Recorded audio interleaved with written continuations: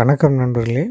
இந்த வீடியோவில் பார்த்திங்கன்னா நம்ம 11th ஸ்டாண்டர்டுக்கான பாசிபிள் 5 மார்க் கொஸ்டின்ஸ் இதில் போட்டிருக்கோம். ஆல்மோஸ்ட் ஆல் சாப்டருக்கும் அதில் இருக்குது.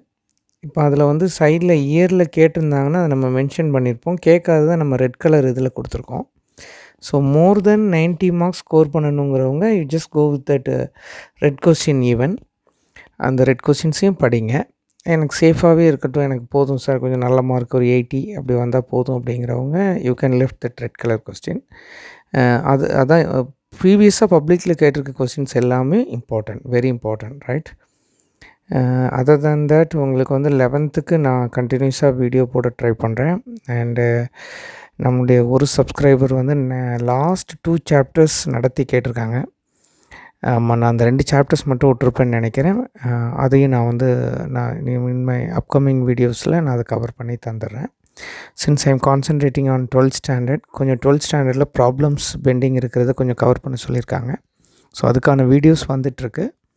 மீன்வைல் நான் 11th அந்த 2 சாப்டர்ஸ் கவர் பண்ணி உங்களுக்கு தர்றதுக்கு நான் பார்க்குறேன். இது போக வேறு ஏதாவது உங்களுக்கு டவுட்ஸ் எதுவும் இருக்குது அப்படின்னா நீங்கள் என்னுடைய கமெண்ட் செக்ஷனில் கேளுங்கள்.